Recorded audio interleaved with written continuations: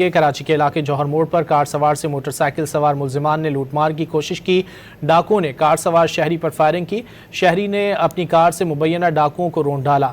دونوں مبینہ ڈاکو ہلاک ہو گئے ہیں۔